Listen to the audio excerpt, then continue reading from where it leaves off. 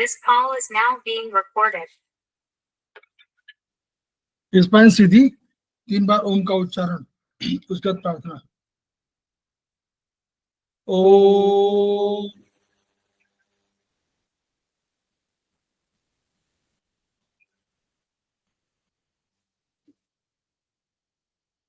ओम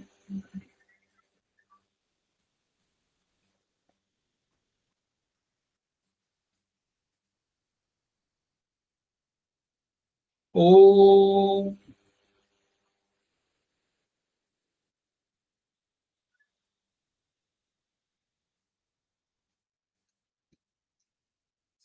वह शक्ति हमें दो दयानिधे, कर्तव्य मार्ग पर डट जाए। पर से पर उपकार में हम निज जीवन सफल बना जाए। वह शक्ति हमें दो दयानिधे, कर्तव्य मार्ग पर डट जाए। हम दीन दुखी निबिलो पितलो के सेवक बन संताप हरे। जो है पिछड़े भूले भटके, उनको तारे खुद तर जाए। वह शक्ति हमें दो दयानिधे, कर्तव्य मार्ग पर डट जाए। चल देश दंभ पाखंड झूठ, अन्याय से निश दिन दूर रहे। जीवन हो शुद्ध सरल अपना, शुचि प्रेम सुधारस बरसाए। वह शक्ति हमें दो दयानिधे, कर्तव्य मार्ग पर डट जाए। निज आन मान मर्यादा का प्रभु ध्यान रहे, अभिमान रहे। जिस देव भूमि में जन्म लिया, बलिदान उसी पर हो जाए। वह शक्ति हमें दो दयानिधे, कर्तव्य मार्ग पर डट जाए। पर सेवा पर उपकार में हम निज जीवन सफल बना जाए।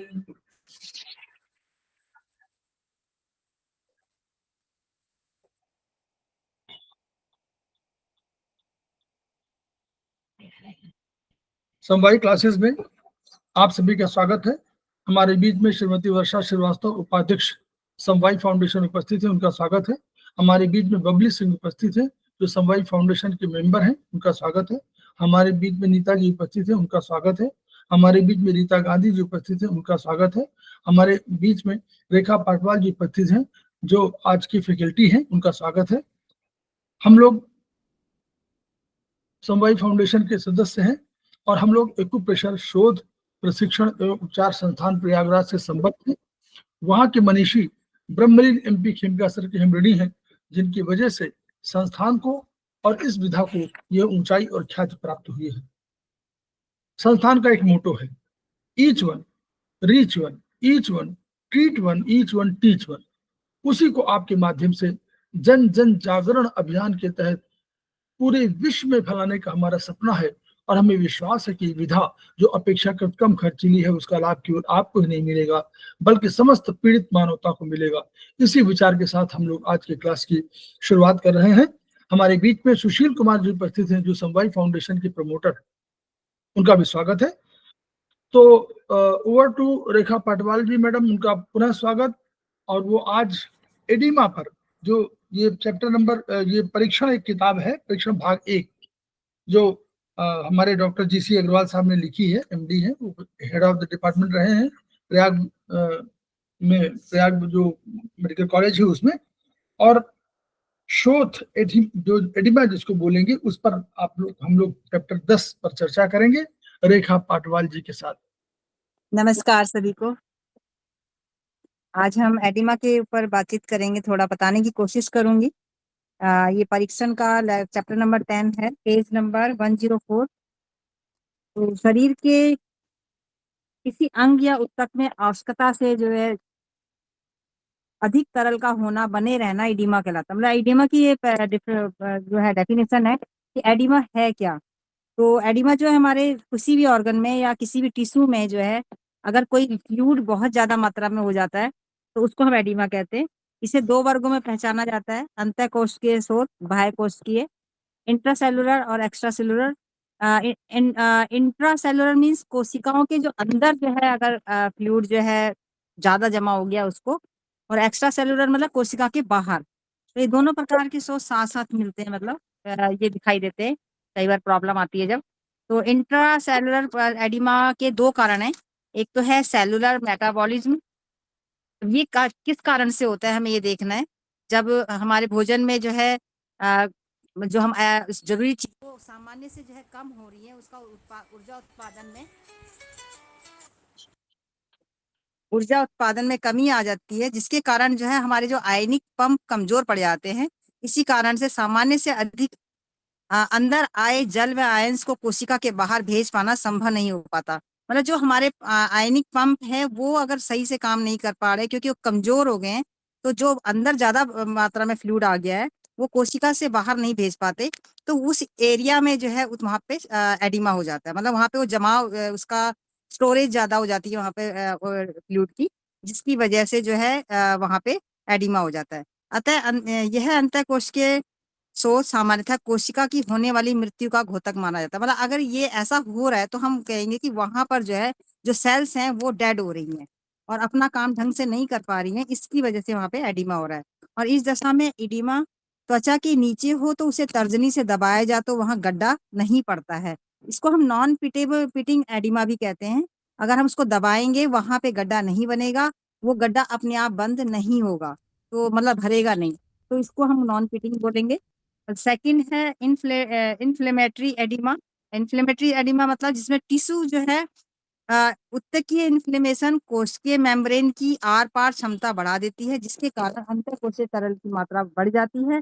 यह एडिमा जल्द ही शरीर की बचाव प्रक्रियाओं द्वारा समाप्त कर दिया जाता है। इन्फ्लेमेटरी मतलब जो हमारे टिश्यू है उनमें इन्फ्लेमेशन हो रही है, या फिर सेलुलर मेम्ब्रेन की जो है आर पार करने की क्षमता, मतलब जो उसमें उसको ऑब्जर्व करने की जो है वो ताकत नहीं है, वो उसको उसकी वजह से जो उसमें उन टिश्यूज में जो है वो जो फ्लूइड जमा हो रहा है उसको बाहर निकाल दे रही है। वो अंतःकोशिकीय तरल की मात्रा वहां पे बढ़ रही है, इसकी वजह से वहां पर जो है एडिमा हो रहा है। तो ये वाली जो एडिमा है इसको हमारी बॉडी का जो इम्यून सिस्टम है वो अपनी प्रक्रियाओं के द्वारा जो है खत्म कर देता है। मतलब ये जल्दी ठीक हो जाता है क्योंकि हमारी बॉडी जो है उसके अगेंस्ट जो है फटाफट काम करती है और उस एडिमा को खत्म करती है। सेकंड अच्छा, है एक सेकंड जरा देखिए, आप लोग समझ लीजिए, ये आयनिक पंप जो आप लोगों ने पढ़ा है, तो आप लोगों को लग रहा होगा कि आयनिक पंप है क्या। तो जो सेल है, सेल ऐसे मान लीजिए गोला के रूप में है और उसमें तमाम छिद्र है। हम लोगों ने पढ़ा था ना कि छिद्र बहुत है, छेद मतलब पोर्स है। तो पोरस आने जाने के जैसे हमारे शरीर में है वैसे ही, तो उसमें हर जो पंप, हर जो गेट है, उस गेट का अलग अलग काम है। जैसे सोडियम आयन जो है वो बाहर अधिक होता है, पोटेशियम आयन अंदर अधिक होता है। तो अगर शरीर में आयनिक पंप, मतलब हर ग्रेड का नाम तय है कि ये इन्हें सोडियम का पंप है, ये पोटेशियम का पंप है, सब जब तय है तो इनको आयनिक पंप की कहा गया। तो यानी ये जो आपका गेट है, वो गेट मान लीजिए किसी वजह से कमजोर पड़ जाए तो वो कमजोर पड़ जाएगा, तो जो उस पर्टिकुलर आयन के आने की जाने की वो रफ्तार होगी वो थोड़ा सा कमजोर हो जाएगी। ये उसका आयनिक पंप है, समझिए। वो आयनिक पंप उनको कहा गया है, गेट है ये। उन सोडियम पोटेशियम या इस तरह के जितने आयन है, आयन माने जानते हैं ना कि जब जल में घुलनशील हो जाते हैं तो जल में घुलेंगे तो वो आयन के रूप में हो जाएंगे, यानी उनमें कोई प्लस हो जाएगा, कोई माइनस हो जाएगा और उसमें विद्युतीय प्रवाह गुजरेगा। यही कारण आयनिक पंप है। ठीक, चलिए आगे। Yes sir. अब नेक्स्ट है बाह्य कोशिकीय स्रोत। बाह्य कोशिकीय तरल में वह तरल जो कोशिकाओं के बीच से स्थान में है तथा प्लाज्मा दोनों आते हैं। यहाँ मुख्यतः इंटरस्टिशियल तरल को संदर्भ में ले रहे हैं। इस रिक्त स्थान में जो तरल है वह तरल दिशा में नहीं है, अपितु विशेष फिलामेंट में फंसा तरल है जो गाढ़े तरल के रूप में रहता है।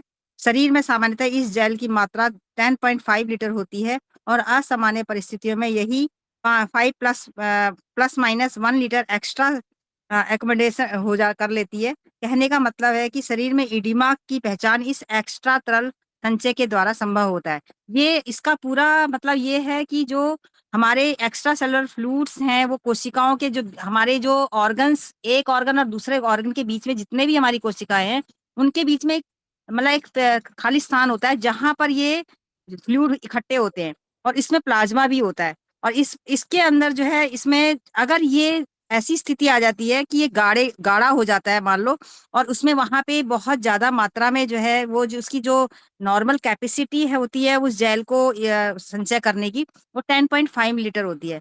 लेकिन जब एबनॉर्मलिटीज आती है, मतलब कोई प्रॉब्लम वहां पर आती है, तो वो जो वहां पे इसको एकोमोडेट करता है, मतलब ज्यादा इकट्ठा मात्रा में कर लेता है, जो 5 प्लस माइनस 1 यानी कि 14, 15, 16 के हिसाब से जो है वो लीटर वहां पे इकट्ठा हो जाता है। तो इसकी वजह से जो है वहां पर जो एक्स्ट्रा जो हमारा फ्लूइड वहां पे इकट्ठा हो गया है, उसकी वजह से भी हमारा जो है उस ऑर्गन के बाहर, ये बाह्य क्योंकि बाह्य कोश की स्रोत है, तो वहां पर जो है वहां पे एडिमा हो जाता है। मतलब एक हमने पहले पढ़ा था कोशिका के अंदर, अब ये हम पढ़ेंगे कोशिका के बाहर। मतलब जो ऑर्गन्स है उनके दो ऑर्गन्स के बीच में जो सेल्स हैं, कोशिकाएं हैं हमारी, सेल्स हैं, उनमें जो ये इकट्ठा हो जाता है उसको हम बोलेंगे एक्स्ट्रा सेलुलर एडिमा। अब ये जो कितने प्रकार का है हमने पढ़ा इसके दो बारे में, कि पिटेबल है और एक नॉन पिटेबल है। अब पिटेबल में जो है सबसे पहला है हाइपोप्रोटीनीमिया के कारण एडिमा जो होता है, सेकंड है कार्डियक एडिमा, तीसरा है रेनाल एडिमा। तो हम इनका 1 बाय 1 जो है पढ़ेंगे। सबसे पहले हम पढ़ेंगे हाइपोप्रोटीनीमिया। हाइपोप्रोटीनीमिया का मतलब ही यही समझ में आ रहा है कि भोजन में इसके कारण क्या है, भोजन में किसी चीज की कमी हो रही है, या सिंथेसिस में, या एक्सर्शन मेल अब्जॉर्प्शन हो रहा है, या से लीवर में कोई प्रॉब्लम हो रही है, इसकी वजह से जो है वहां पे ये इसका कारण है, एडिमा होने का कारण है। और मतलब खाना न्यूट्रिशियस नहीं मिल रहा है ढंग से, या उसका सिंथेसिस नहीं हो पा रहा है, उसमें से जो क्या कहते हैं बाहर निकलने चाहिए टॉक्सिन वगैरह वो नहीं निकल पा रहे हैं, या फिर हमारा बॉडी जो है उसको अब्जॉर्ब नहीं कर पा रहा है, या फिर जो लीवर में कई प्रकार की डिजीज आ जाती है जैसे हेपेटाइटिस है, या फिर लीवर में जो बड़ा फैटी लीवर हो जाता है, तो उसकी वजह से जो है ये एडिमा हो जाता है। और इसके जो प्रथम दृष्टिया का मतलब है कि पहली नजर में जो इसके जो लक्षण होते हैं वो ये हैं, generalise due to low plasma osmotic pressure. तो ये लो प्लाज्मा ऑस्मेटिक प्रेशर क्या है, ये एक प्रकार से रक्त में जो है ऑस्मेटिक प्रेशर प्लाज्मा में प्रोटीन द्वारा लाया जाता है के कारण होता है। और यहाँ पर जो है यह पानी को जो है यहाँ पे, जब यहाँ पे पानी जो है ब्लड वेन्स में से बाहर आ जाए, तो जिसकी वजह से वहां बाहर आ जाता है, जिससे वहां पे सूजन आ जाती है।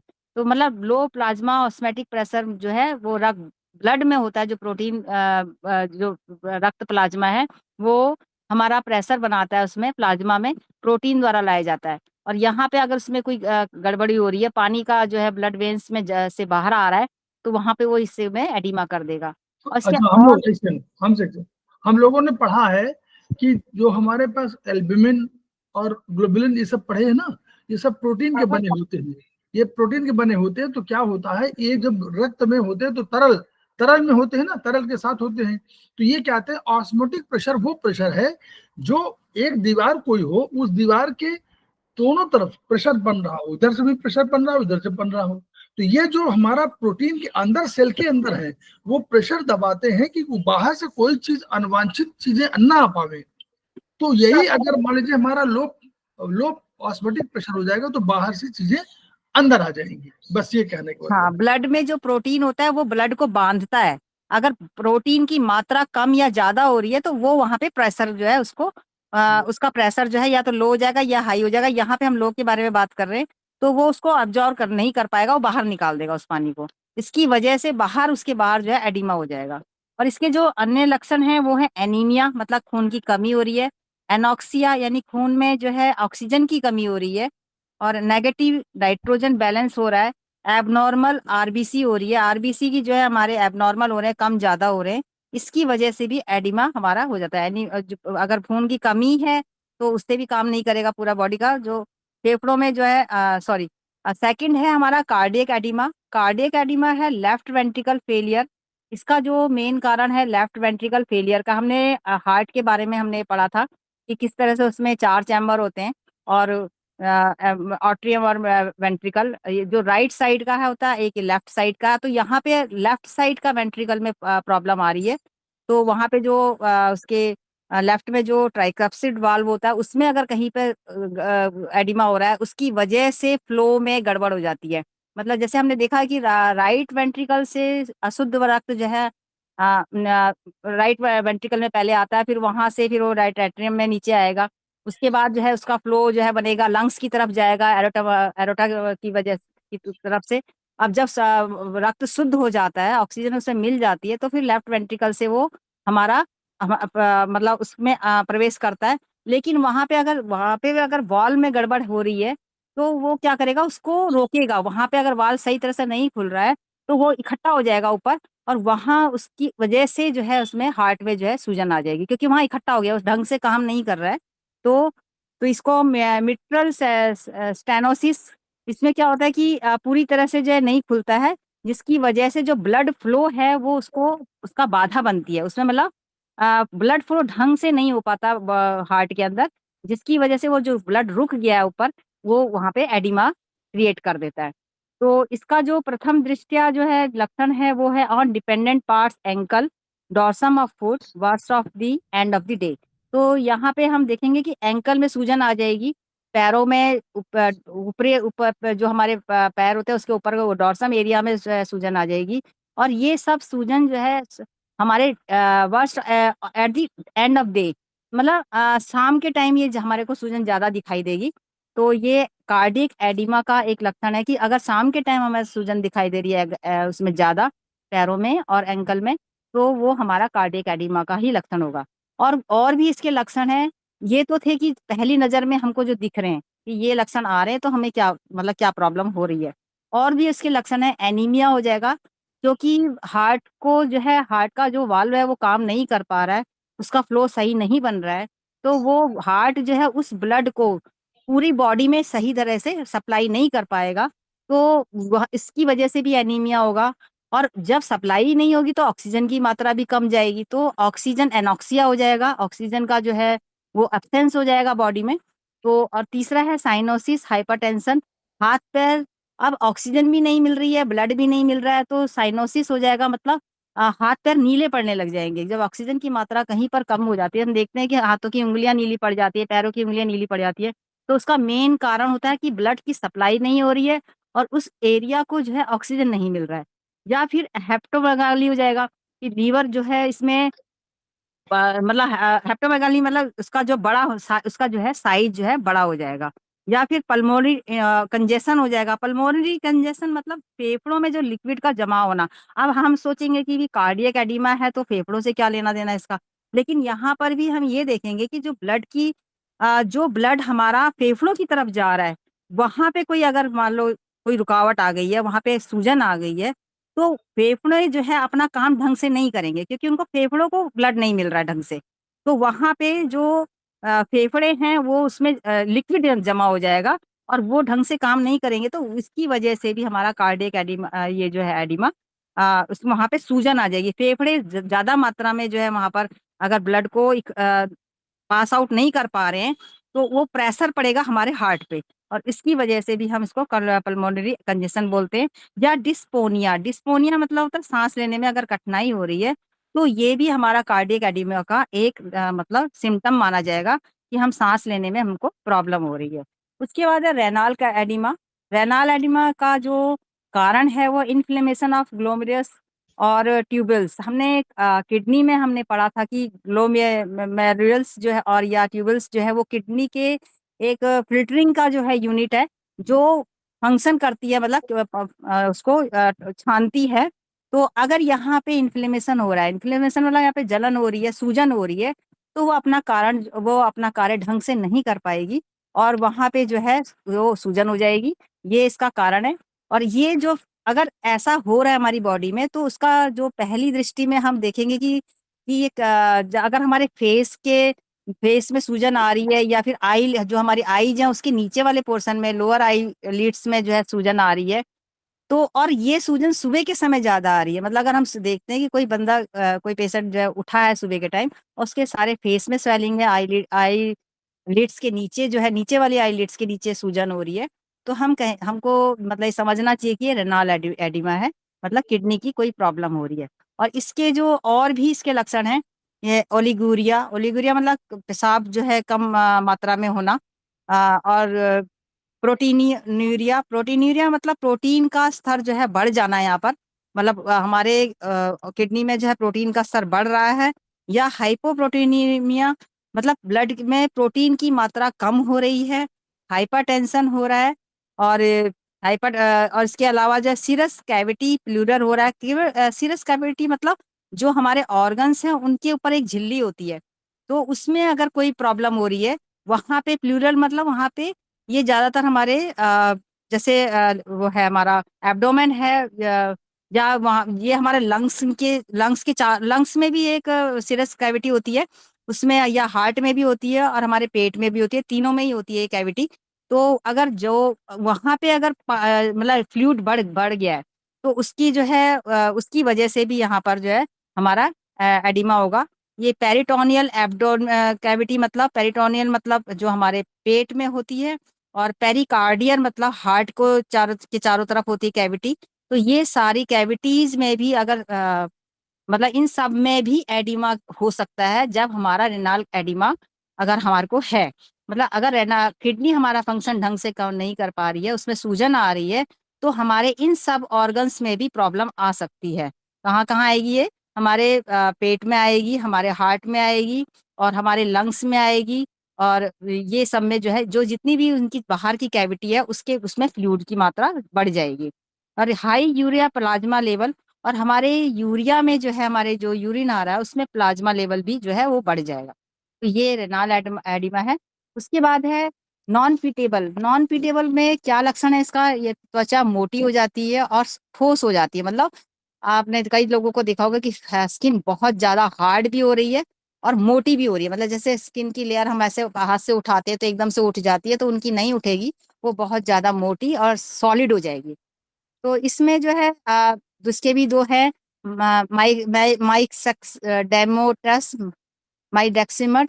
ये है क्रॉनिक जो है, ये हाइपो ये इसमें थायरॉक्सिन जो है, ये ना हाइपो थायराइडिज्म की एक प्रॉब्लम होती है कि जो थायरॉक्सिन जो हमारा थायराइड जो हमारे थायरॉक्सिन जो क्या कहते हैं हार्मोन्स रिलीज करता है, उसकी डेफिशिएंसी अगर हो रही है, डिपोजिशन ऑफ म्यूकोपोलाई, और इसमें अगर वहां पर कार्बोहाइड्रेट्स ज्यादा डिपोजिट हो रहे हैं, और उसका जो है इस तरह से इनकी वजह से जो है हमारा ये प्रॉब्लम आएगी। माइक्स डेमेस्ट्रस जो है ये एडिमा जो है, और इसमें जो है प्रथम दृष्टया जो है ऑन फेस होगा, नेक में होगा, डॉर्सम ऑफ हैंड में होगा। तो ये जो दिखेंगे हमारे को फेस में, हमारे को जो फेस की जो स्किन है वो हार्ड दिखाई देगी और उस मोटी दिखाई देगी। गले की स्किन भी मतलब हार्ड हो जाएगी, और हमारे हाथों में सबसे ज्यादा दिखाई देगा। ये हाथों की स्किन जो है ऊपर से जैसे जो हार्ड वर्क करते हैं उनकी तरह ही हमारा हाथ जो है स्किन जो है दरदरी मोटी और मतलब सॉलिड हो जाएगी। और ये इसका जो टंग अगर हमारी मोटी हो रही है, सूज रही है, नोज मोटी हो रही है, ओरल कैविटी हो रही है, लैरिंग्स में हो रही है, हमारे गले की जो में सूजन आ रही है, डाइजेस्टिव सिस्टम में सूजन आ रही है, तो ये इसके जो है लक्षण है प्रथम दृष्टया। इसके अलावा जो लक्षण होंगे, सेंसिटिविटी टू कोल्ड, ठंड से जो है इसमें हमारे को इसमें ठंड ज्यादा लगेगी। ड्राई स्किन होगा, लॉस ऑफ हेयर होगा, बाल झड़ेंगे इसमें। एमेनोरिया होगा, यदि पीरियड जो है नहीं के बराबर होगा। हॉर्सनेस ऑफ वॉइस, जो हमारी आवाज है वो भारी हो जाएगी। डीफनेस हो जाएगी, मतलब कानों से सुनाई नहीं देगा। राइज इन सिस्टोलिक प्रेशर, तो जो हमारा प्रेशर है, सिस्टोलिक प्रेशर हमने पढ़ा था इसको हार्ट में, सिस्टोलिक एंड डायस्टोलिक। तो सिस्टोलिक प्रेशर जो है इसमें बढ़ जाएगा, और पल्स जो है इसमें स्लो हो जाएगी। अब ये फाइलेरियल फाइलेरियल फाइलेरियल मतलब फाइलेरियल क्या होता है कि एक ये मच्छर से या फिर इन्फेक्शन हो जाता है काटने से। तो इसमें जो प्रॉब्लम आती है वो है तुम्हारी, जो कारण होता है उसका लिम्फेटिक ब्लॉक हो जाते हैं। इन जब किसी मच्छर वगैरह ने इन्फेक्शन की वजह से काट दिया है, तो वहां पे लिम्फेटिक जो हमारे जो लिम्फ होती है वो वहां पे ब्लॉकेज आ जाती है, और इसकी वजह से जो हमारा जो लक्षण आएंगे वो dependent legs then spread to any part of the body. तो सबसे पहले ये पैरों में शुरू होता है, इसकी जो सूजन आती है पैरों में होती है, पैरों से ये ऊपर को चढ़ती है फिर पूरी बॉडी में।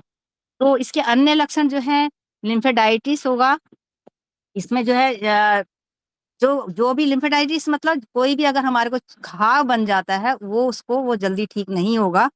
और वेरिकोसिटी एलिफेंटियासिस मतलब यहाँ पे हमने देखा होगा, हमने सुना होगा, अपने जीवन में भी देखा होगा किसी किसी का कि हाथी पांव हो जाता है, मतलब पैर बहुत मोटे मोटे हो जाते हैं, इतने सूज जाते हैं कि मतलब ऐसे लगते हैं हाथी के पैर हैं। तो हाइपरप्लाजिया ऑफ स्किन, तो इसमें जो स्किन की जो कोशिकाएं हैं वो बहुत ज्यादा बढ़ जाती हैं। काइलोरिया ओसोनिफिलिया, इसमें जो है जो हमारा यूरिन है उसमें डब्ल्यूबीसी की जो है वो प्रेजेंसी जो है वो बहुत ज्यादा हो जाती है, डब्ल्यूबीसी बहुत ज्यादा हो जाते हैं, जिसकी और इसका जो है कारण वही है संक्रमण, या तो कोई किसी चीज ने हमको काटा है, उसका इन्फेक्शन हो गया, या फिर एलर्जी हो गई है। तो ये हमारा फाइलेरियल जो है एडिमा हो गया। और इसके बाद है cardiac oedema due to backward failure to right ventricle. और ये अभी मैंने बताया था कि राइट वेंट्रिकल में अगर कोई प्रॉब्लम आ रही है, उसका जो फ्लो हो रहा है ब्लड का वो बैक फ्लो हो रहा है, वो वापस जा रहा है। और इंक्रीज वेनस प्रेशर, उसमें वेन्स में प्रेशर बहुत ज्यादा बढ़ गया है, या इंक्रीज फ्लूइड ट्रांसड्यूरेशन, फ्लूइड्स का इकट्ठा होना हो गया है, तो इसकी वजह से हमारा कार्डियक जो है एडिमा होगा। नेक्स्ट पेज है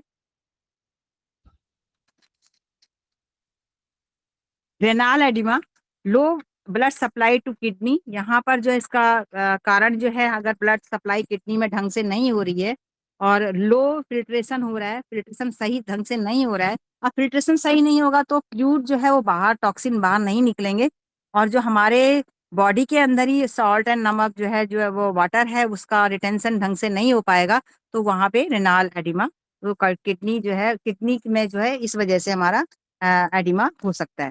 अब बिसाइड्स अदर एडिमा और भी तरह के होते हैं। Oedema of an arm due to malignant axillary glands pressing axillary veins.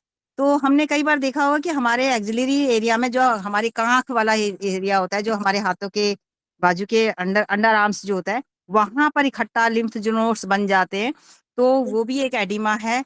तो एक्सिलरी वेन्स की जो वहाँ पे जो ग्लैंड्स हैं वो अगर ढंग से वहाँ पे काम नहीं कर पा रही हैं, तो लिम्फ नोड्स वहाँ पे जो है लिम्फ नोड्स बन जाते हैं, वहाँ पे गांठ बन जाती है। Oedema of leg due to thrombosis of popliteal और फीमोरल वेन्स। तो यहाँ पे पैरों में जो है एडिमा जो होता है वो ब्लड क्लॉट्स बन जाते हैं। थ्रोम्बोसिस मतलब ब्लड क्लॉट्स बनना, जो वहाँ पे ब्लड है वो रुक जाता है, और या मतलब ये घुटनों में भी हो सकता है, और ये हमारा थाइज में भी हो सकता है, थाइज की वेन्स में भी हो सकता है, जिसको हम लोग ने अभी कई बार सुना होगा वेरिकॉन वेन्स जो है वो इसी वजह से होता है, क्योंकि वहाँ पे ब्लड क्लॉट्स बन गए, ब्लड की सप्लाई ढंग से नहीं हो रही है, और इस वजह से जो है वहाँ पर जो है एडिमा हमारे पैरों में हो जाता है। Oedema of upper parts of the body due to intrathoracic tumour pressing superior vena cava. अब यहाँ पे भी जो है अपर पार्ट में अगर हमारा एडिमा हो रहा है, तो ये भी हमारा जो है सुपीरियर वेना कावा से, हमने सबने पढ़ा हुआ है इसके बारे में कि सुपीरियर वेना कावा से हमारा जो ब्लड होता है वो हमारे राइट वेंट्रिकल में आता है। तो वहां पर अगर कोई एडिमा आ रहा है, तो वहां पे अगर कोई प्रॉब्लम आ रही है, सूजन वगैरह आ गए, तो वो अपना वाल्व वहां का काम नहीं करेगा, और वो ढंग से जो है वहां पे ब्लड वहां पे रुकेगा, और प्रॉपर वे में पूरी हार्ट को ब्लड नहीं मिलेगा, तो जहां रुक रहा है वहां पे ये अपर पार्ट में जो है हमारा इसमें एडिमा हो जाएगा। Oedema of serous cavity. अब सीरस कैविटी हमने अभी पढ़ा था कि किस तरह से जो है हार्ट में और लंग्स में या फिर हमारे पेट में जो है ये कैविटी होती है, जो एक हमारे ऑर्गन को पूरी तरफ से चारों तरफ से ढका हुआ होता है, तो उसके अंदर जो है वो उसकी भी लेयर्स होती हैं, उन दो लेयर के बीच में जब फ्लूइड मतलब जमा हो जाता है, तो वो एडिमा ऑफ सीरस कैविटी कहलाता है। और इसमें कई बार जो है एसाइटिस भी हो जाता है, मतलब लीवर में पानी की मात्रा बहुत ज्यादा बढ़ जाती है, तो जिससे बहुत पेट बहुत ज्यादा फूल जाता है। तो यहाँ पे लंग्स के साथ भी हो सकता है ऐसा, पेरिकार्डियल हार्ट के साथ भी हो सकता है, और हमारे एब्डोमिनल के साथ भी ऐसा हो सकता है। इस प्रकार के एडिमा को तर्जनी से दबाने पर यह तरल पास के रिक्त स्थानों पर सरक कर वहां एक गड्ढा छोड़ देता है, तो और बाद में तुरंत तरल के रूप पुनः वापस आने पर सामान्य त्वचा दिखाई देती है। मतलब ये एक प्रकार से पिटिंग एडिमा वहाँ पे मतलब वो वहाँ पे अगर हम दबाएंगे तो ये गटर होगा, लेकिन थोड़ी देर बाद वो अपना वहाँ पे स्थान वापस मतलब नॉर्मल हो जाएगा। तो इस तरह से ये जो है यहाँ पर एडिमा के इसके प्रकार है। असामान्य स्थितियों में रक्त कोशिकाओं में प्लाज्मा का लीक कर जाना, इस प्रकार के शोथ के निम्न 2 कारण होते हैं। जो हमने अभी ये ऊपर पढ़ा है, इनके कारण क्या क्या हैं? मतलब कि जो आर्म में, लेग में, अपर पार्ट में, सीरस कैविटी में जो एडिमा हुआ है, उसका कारण इन्होंने बताया कि ये किस तरह से ये प्लाज्मा जो लीक कर जाता है। जो हमने जब पीछे भी बीएचबी में पढ़ा था, ये जो हमारी आर्टरीज होती हैं, उसके बाद एक बारीक बारीक वेन्स कैपिलरीज होती हैं, जिसमें जो है जिसकी थ्रू जो है ब्लड जो है सारे ऑर्गन्स में जाता है। अब वहां पे उस कैपिलरीज में जो है प्लाज्मा होता है, और वो प्लाज्मा जब लीक करने लग जाता है, तो ऐसी स्थिति में भी जो है हमारा वो एडिमा का कारण बन जाता है। कैपिलरी में हाइड्रोस्टैटिक प्रेशर का सामान्य से अधिक हो जाना, और जैसे हाइड्रोस्टैटिक प्रेशर मींस पानी की मात्रा जो है वहां पे बहुत ज्यादा हो जाती है, और आवश्यकता से अधिक वहां पर जो है वो जो पानी उसमें इकट्ठा हो गया वो बाहर निकलने लग जाता है, जिसकी वजह से किडनी उसको फिल्ट्रेट नहीं कर पाती है। मतलब उसको इतनी मात्रा में पानी आ रहा है कि किडनी फिल्ट्रेशन में प्रॉब्लम होती है। तो एक कारण तो ये हो गया। और प्लाज्मा का कोलाइड ऑस्मोटिक प्रेशर सामान्य से घट जाना। अब यहाँ पर क्या है कि पार्टिकल्स ऑफ जो प्लाज्मा है उसका प्रेशर जो है कम हो गया है, जिसकी वजह से जो है जैसे प्रोटीनीमिया या हाइपोप्रोटीनिया मतलब प्रोटीन की मात्रा कम हो गई है। भोजन जैसे प्रॉपर न्यूट्रिटेड भोजन हमको नहीं मिल रहा है, और उसकी वजह से हमें प्रोटीन प्राप्त मात्रा में नहीं मिल रहा है। तो जो हमारी कैपिलरी में जो प्रोटीन है वो उसको जो है वो कम हो गया है, वो उसको मतलब कंट्रोल नहीं कर पाएगी। तो वो ना मिलने पर या मूत्र में एल्ब्यूमिनिरिया होने पर, अब जो पेशाब में भी जो है हमने देखा होगा प्रोटीन की मात्रा जो है वो उसमें आने लग जाएगा। तो यहाँ पर जो है इसकी वजह से भी हमारा एडिमा होता है। कोशिका मेम्ब्रेन से असामान्य रूप से एक्सोसिस या परविएबिलिटी बढ़ जाना, जैसे अधिक उल्टी, डिहाइड्रेशन, अधिक रक्त बह जाना। तो कोशिका मेम्ब्रेन से भी अगर पानी सेल से जो है पानी बाहर आ रहा है, या फिर उसकी जो है आर पार करने की क्षमता जो है वो बढ़ गई है, मतलब वो पानी को कंट्रोल नहीं कर पा रहा है, तो इसकी वजह से भी हमारे को उल्टी होगी, डिहाइड्रेशन होगा, क्योंकि उसको कंट्रोल नहीं कर पा रहा। वो जो मतलब फ्लूइड है उसको कंट्रोल नहीं कर पा रहा है, तो इसकी वजह से भी एक्सेसिव वॉमिटिंग होगी, डिहाइड्रेशन होगा और ब्लड लॉस होगा। ये भी हमारे एडिमा के जो है मेन कारण हो सकते हैं। फिर है लिम्फेटिक प्रवाह में अवरोध, ब्लॉक्ड इन लिम्फेटिक फ्लो।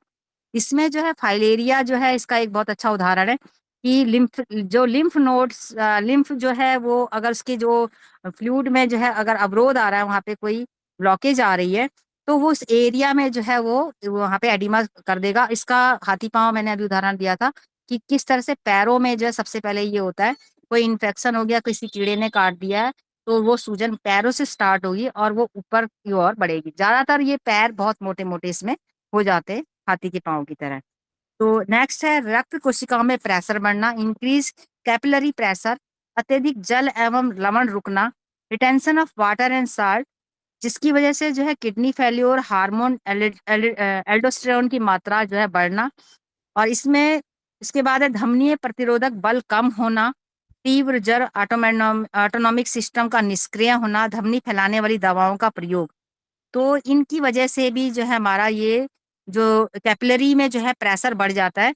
जब अगर लो आर्टेरियल रेसिस्टेंस फोर्स है, मतलब अगर धमनीय प्रतिरोधक बल जो है कम हो रहा है, तो उसकी वजह से हमारे को तेज, ये किसकी वजह से होगा? अगर हमें बहुत तेज बुखार आ रहा है या हमारा ऑटोनॉमिक सिस्टम जो है वो निष्क्रिय हो गया, मतलब काम नहीं कर रहा है, और तो इसमें जो या फिर हमने बहुत ज्यादा जो है दवाइयों का प्रयोग करा है, तो भी हमारा जो है कैपिलरी का जो है प्रेशर वो बढ़ जाता है। शिराओं में प्रेशर बढ़ना, तो शिराओं में मतलब इंक्रीज वेनस प्रेशर, वेन्स में जो है प्रेशर बढ़ रहा है, तो उसकी वजह से भी इसमें हार्ट फेल्योर्स, वे, venous obstruction, skeletal muscles paralysis, तो इन ये सब भी जो है इसकी वजह से भी हमारा शिराओं में जो है प्रेशर बढ़ जाता है, जिससे पैरों में सूजन आ जाती है, या फिर दर्द हो जाता है बहुत तेज, या फिर वेरिकोन्स वेन्स भी से अगर हमारी शिराओं में वेन्स में प्रेशर बढ़ रहा है, तो वेरिकोन वेन्स की भी समस्या आ जाती है। वेरिकोन वेन्स मतलब कि जब हमारा जो, क्योंकि हमारे जो काफ मसल्स होती हैं वहां पर जो है ये ब्लड रुकने लग जाता है, उसका ब्लड फ्लो ऊपर को ढंग से नहीं है, क्योंकि वहाँ पे हमें वेरिकॉन्स वेन्स को मतलब जो हमारी काफ्स होती है उसको हम सेकंड हार्ट बोलते हैं, तो वहाँ पे भी वाल्व होते हैं। जब हम ज़्यादा देर तक खड़े रहते हैं तो क्या होता है कि ब्लड का प्रेशर जो है वो जो नीचे तो आ रहा है, लेकिन ऊपर को नहीं जा पाता, पूरी मतलब जो घुटनों से ऊपर को नहीं जा पाता। तो वहाँ पे जो वेन्स होती हैं उनमें जो है बहुत ज़्यादा मात्रा में जो है रक्त इकट्ठा हो जाता है, तो उसकी वजह से भी वहाँ पे सूजन आ जाती है और वेरिकॉन वेन्स हो जाती है। प्लाज्मा प्रोटीन स्तर घटना, लो प्लाज्मा प्रोटीन मतलब प्रोटीन जो है एल्बुमिन के मात्रा, जो हमने देखा था कि रक्त में जो है एल्बुमिन होता है, जो मतलब प्रोटीन, उसमें प्रोटीन पाया जाता है, और जो एक मतलब नॉर्मल किडनी है उसे मूत्र में जाने से मतलब अगर हमारी किडनी सही से काम कर रही है तो उस एल्बुमिन को जो है किडनी जो है हमारी यूरिन में जाने से रोकती है उस प्रोटीन को। अब यहाँ पे क्या है एल्बुमिनुरिया, इसका मतलब है कि जो यूरिन में है जो एल्बुमिन की अधिक मात्रा होना, अगर उसकी वजह से वो नहीं रोक पा रही है उसको, तो हमारे यूरिन में जो है प्रोटीन की एल्बुमिन की मात्रा ज़्यादा हो जाएगी। या फिर जलने पर त्वचा के रूप में प्रोटीन का नुकसान, अगर कोई जलने का केस होता है तो हमारी जो ऊपर की स्किन जल जाती है उसमें भी हमारा प्रोटीन जो है उसका नुकसान होता है, प्रोटीन भी जल जाता है साथ साथ। प्रोटीन संश्लेषण, प्रोटीन सिंथेसिस की कमी, और वो किस वजह से हो सकता है की कमी किससे होती है? लीवर सिरोसिस की वजह से हो सकती है, मतलब लीवर में कोई घाव हो रहा है या उसने अपना काम करना बंद कर दिया है, या फिर भोजन में प्रोटीन की कमी, मेल न्यूट्रिशन, मतलब हमें पर्याप्त मात्रा में हम प्रोटीन का सेवन नहीं कर रहे हैं। तो इस तरह से प्रोटीन जो है हमारे जो प्लाज्मा में जो है प्रोटीन का स्तर जो है हमारा घट जाता है, और जो कि एडिमा को एक बहुत बड़ा कारण बन जाता है। कोशिकाओं में पारगम्यता बढ़ना, इंक्रीज कैपिलरी परमिबिलिटी, इम्यून प्रतिक्रिया के कारण हिस्टामिन निकलना।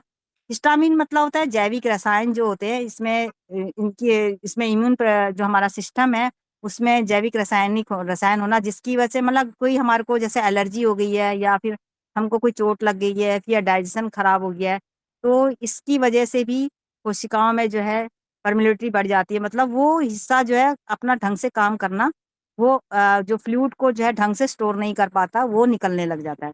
विषाक्त तत्व जैसे रिलीज ऑफ टॉक्सिन, चाहे एंडोजीनियस हो या एक्सोजीनियस हो, मतलब एंडोजीनियस मतलब जो हमारे ऐसे जीवाणु जो शरीर के अंदर ही पैदा होते हैं उसकी वजह से हमारे टॉक्सिन होना, या फिर एक्सोजीनियस मतलब जो बैक्टीरिया हमारे को बाहर से मिले हैं, आ रहे हैं हमको मतलब किसी वजह से आ रहे हैं, तो उसकी वजह से भी जो कैपिलरी में जो है परमिलिटी बढ़ जाती है, मतलब उसकी पारगम्यता बढ़ जाती है। और या फिर विटामिन सी की कमी से भी ऐसा होता है कि जिसकी वजह से जो है एडिमा हो सकता है।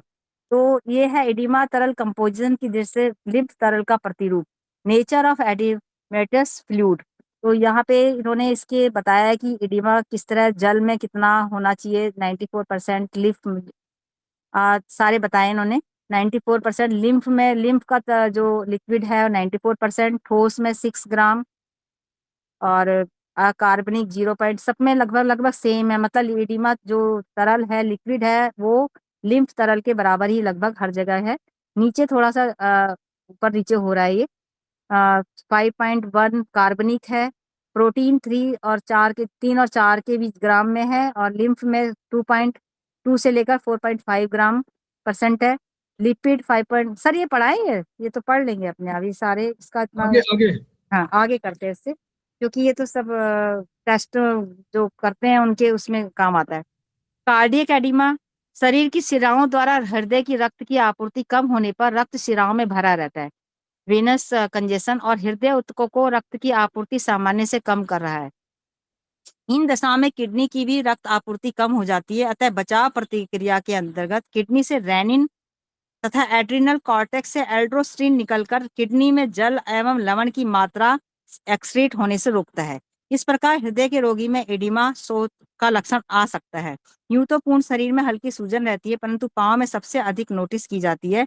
जो रोगी बिस्तर पर लेटे रहते हैं तथा उनमें सूजन उनके सैक्रम एरिया में जो है, लंबर एरिया में, और उनके जेनेटाइडल एरिया में जो है वो जा जाती है। तो ये हमने कार्डियक एडिमा हमने पिछले पहले भी पढ़ा कि कार्डियक एडिमा जो है, जो हार्ट जो है हमारी वेन्स को जो है रक्त की आप मतलब वो सप्लाई करता है, और रक्त जो वेन्स जो है हमारी शिराएं जो है वेन्स रक्त से भरी रहती हैं, तो वहां पर अगर आपूर्ति उसकी सामान्य से कम हो रही है, मतलब अगर वो सप्लाई ज्यादा नहीं कर पा रहा है, तो उसकी वजह से किडनी को प्रॉब्लम हो जाती है, क्योंकि किडनी अपना फिल्ट्रेशन का काम ढंग से नहीं कर पाती है, और उसके बचाव के लिए, मतलब उस कमी को पूरा करने के लिए जो है हमारी किडनी, जो उसके एड्रिनल कॉर्टेक्स जो हार्मोन्स हैं या एल्डोस्टेरिन वो जो है निकल कर किडनी में जल और लवण की मात्रा को उसको रोकने की कोशिश करते हैं। मतलब जो किडनी नहीं कर पा रही है तो वो जो उसके अपने हार्मोन्स हैं वो उसको रोकने की कोशिश करते हैं। इस प्रकार से जो है रोगी में जो है मतलब हार्ट के रोगी में जो है एडिमा आ जाता है। इसमें सारे शरीर में हल्की सूजन हो जाती है और सबसे पहले इसमें पैरों में सूजन आती है। और जो रोगी जो है ज़्यादा लेटे रहते हैं, जो मतलब एक्टिविटी जिनकी कम है, तो उनके जो है लंबर और सैक्रम एरिया और जेनेटाइल एरिया में भी जो है सूजन आने लगती है। क्रॉनिक हार्ट रोग में यह सूजन संपूर्ण शरीर में जनरलाइज हो जाती है। एडिमा तरल में मौजूद प्रोटीन के कारण रक्त में प्रोटीन की कमी हो जाती है, अतः प्लाज्मा ऑस्मोटिक प्रेशर कम होने से स्थिति और भी ज़्यादा क्रॉनिक हो जाती है। मतलब जो क्रॉनिक हार्ट की प्रॉब्लम है उसमें जो है हमारे सूजन जो है पूरे बॉडी में आएगी, और उसमें इसमें जो है जो प्रोटीन की मात्रा जो है कम हो जाएगी रक्त में। इसकी वजह से जो है ये जो प्रॉब्लम है ऑस्मेटिक प्रेशर की, वो और भी ज़्यादा उसमें क्रॉनिक हो जाती है। इस सोच को घटाने के लिए सबसे पहले जो है शिराओं में रक्त प्रवाह सामान्य करना होगा, और द्वितीय चरण में हृदय की पंप क्षमता सुधारनी होगी। तो ये इसका इलाज है, ट्रीटमेंट है कि सबसे पहले हम ब्लड फ्लो को जो है सही करेंगे, और उसके कैसे बाद हम जो लोग है करेंगे? चलिए पूछे पूछे जरा मैडम, 2 मिनट पूछ लीजिए कैसे कम करेंगे हम लोग। देखिए, एक तो चैप्टर आपका ट्रिटाइज 19 है, तो ट्रिटाइज 19 के चैप्टर 20 में एडिमा पर पूरा चैप्टर है, नोट कर लीजिए आप लोग। ट्रिटाइज 19 चैप्टर 20 एडिमा का पूरा चैप्टर है, वहां पर ट्रीटमेंट दिया हुआ है। अब ये प्रश्न साधारण प्रश्न, वहां तो लिखा हुआ, यहाँ साधारण प्रश्न है। इस शोध को घटाने हेतु प्रथमतया शिराओं में रक्त प्रवाह सामान्य, पहले 2 कंडीशन। नंबर 1 क्या करेंगे ट्रीटमेंट? शिराओं में रक्त प्रवाह सामान्य करना। क्या हमारे पास तो ट्रीटमेंट है सुशील जी?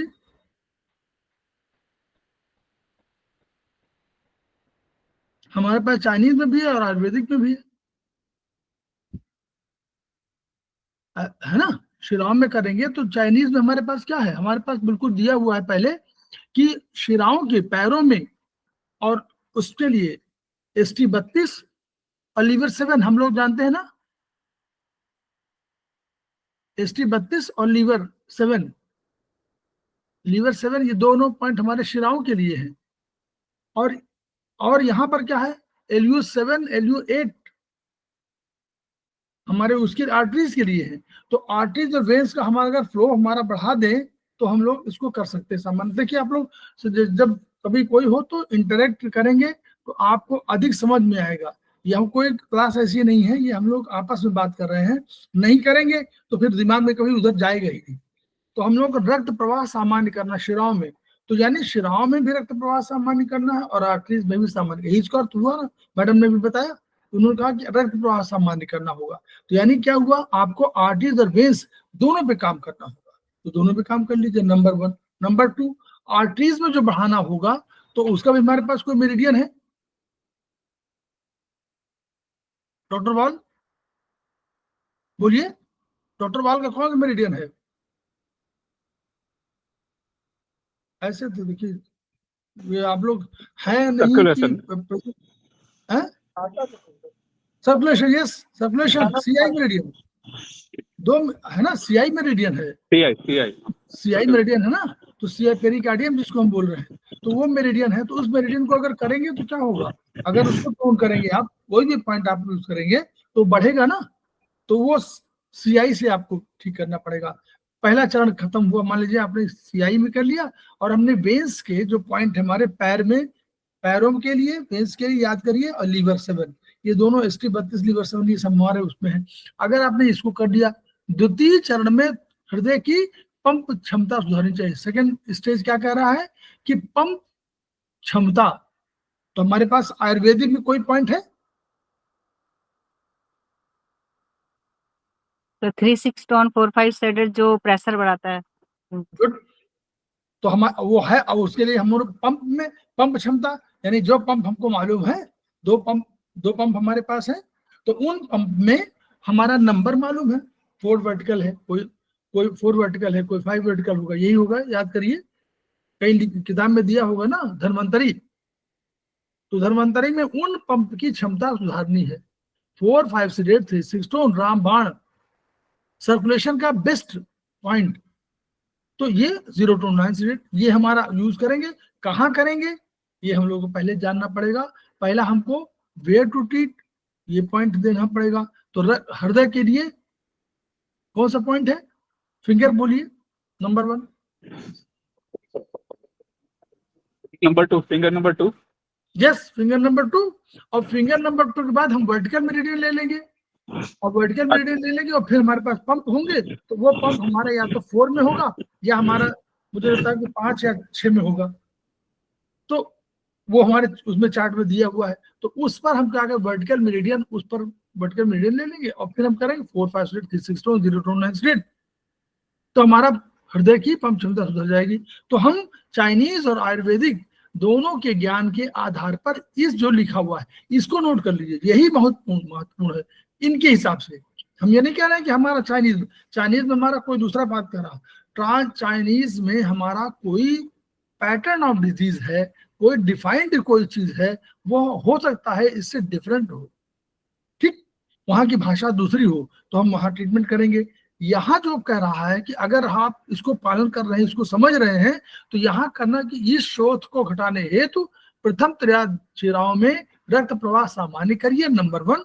द्वितीय चरण में पंप क्षमता सुधार दीजिए। 2 ट्रीटमेंट आप करेंगे, 2-3 दिन उसमें करिए, 2-3 दिन उसमें कर लीजिए, हो गया, तो ये आपका ठीक हो जाएगा। चलिए आगे मैडम, ये बहुत जरूरी है, देखिए इनसे सीखना है, क्या करना है, इस किताब को यूज करना है। Yes sir. नेक्स्ट है पल्मोनरी एडिमा। फेफड़ों के रोगग्रस्त होने पर यदि रोगी का हृदय ठीक है और रक्त में प्रोटीन सामान्य स्तर पर है तो शरीर में सूजन नहीं आती है। पल्मोनरी एडिमा रोग की वह दशा है जिसमें फेफड़ों में स्थित एल्वियोलाई तरल से भर जाते हैं और इस प्रकार श्वसन गैसों का आदान प्रदान कम हो जाता है, मतलब एक्सचेंज जो है डिफ्यूजन हो जाएगा। लेफ्ट हार्ट फेल्योर की दशा में रक्त फेफड़ों में अधिक देर रुकता है। अगर लेफ्ट हार्ट में कोई प्रॉब्लम आ रही है तो हमारे जो ब्लड है वो फेफड़ों में ज्यादा देर रुक जाएगा, अतः कैपिलरी में वहां पे जो है जो फ्लूइड जो है बढ़ने लग जाएगा एल्वियोलाई में। इस दशा में सामान्यतः फेफड़ों का जो नीचे वाला हिस्सा होता है, बेसल सेगमेंट बोलते हैं जिसको, तो वहां पर जो है वो सबसे पहले वो जो बेसल सेगमेंट है वो उसमें एडिमा सबसे पहले आता है, क्योंकि वो नीचे का हिस्सा है, वहां पे ब्लड फ्लूइड जो है रुकने लग गया है, तो वहां पे सबसे पहले एडिमा आएगा। इस दशा में विचार बिंदु है फेफड़ों में रक्त प्रवाह सामान्य हो, एल्वियोलाई में सिक्रेशन सामान्य हो, एल्वियोलाई में एकत्र तरल बाहर निकाला जाए।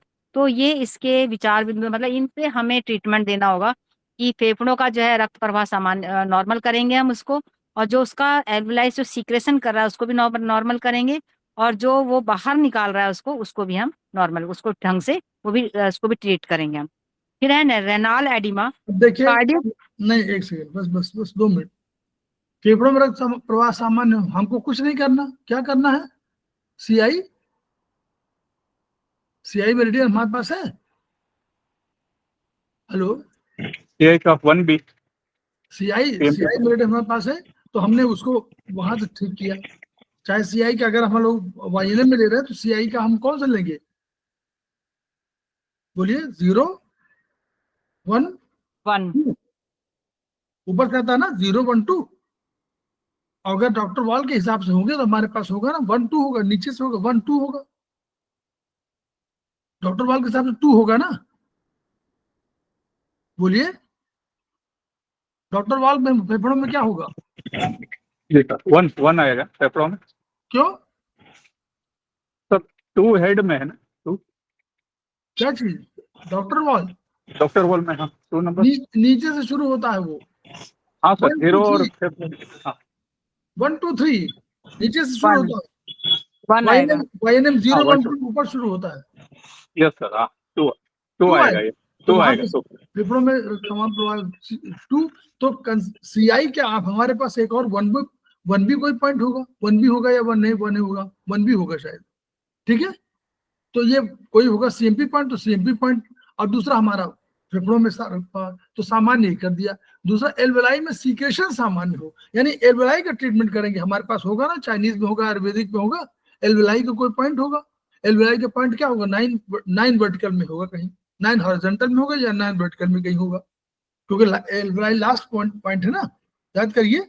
एल्वेलाई लास्ट पॉइंट है, तो अगर फेफड़ों के उसमें चले जाएंगे हॉरिजॉन्टल, वो उसका क्या बोलते हैं, और इंटेंसिफाइड कर देंगे, तो फेफड़ों में जो हमारे 0 1 2 4 5 6 7 बने हुए 9, तो ये 9 में आना चाहिए मेरे हिसाब से, क्योंकि एल्वेलाई लास्ट पॉइंट है। एल्वेलाई में सीक्रेशन सामान्य हो, क्या करेंगे? प्रोटोकॉल,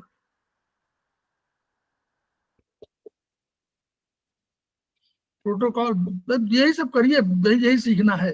सीक्रेशन सामान्य हो, क्या हो रहा, क्यों नहीं हो रहा, कोई चीज है जो ब्लॉकेज हो रही है ना, तो वहां पे भी 3-6 स्टोन 4-5 सेडेटी होगा। यस भाई, बार बार आप लोग कहा जा रहा है सर्कुलेशन की कोई प्रॉब्लम होगी तो 4-5 सीडेट 3-6 स्टोन है। सर्कुलेशन की तो समस्या है, सीक्रेशन नहीं हो रहा, कोई सीक्रेट नहीं कर रहा, कोई फंक्शन नहीं कर रहा, कहीं अवरोध हो रहा है, कोई रोक रहा है उसको, कहीं भी हो तुरंत यूज करिए ना भाई। 3 तरह के होंगे ये इन्फ्लेमेटरी कंडीशन। देखिए, आयुर्वेद इतना सरल हो रहा है, बता रहे हैं उतना, और आप अगर समझे नहीं तो फिर कभी नहीं होगा। 3 ही तरह के पॉइंट को आपको यूज करना है। Number 1 point circulation, number 2 brain यानी स्पाइनल कॉर्ड या ब्रेन, नंबर 3 इन्फ्लेमेटरी कंडीशन। बस 3 ही तो मेन है।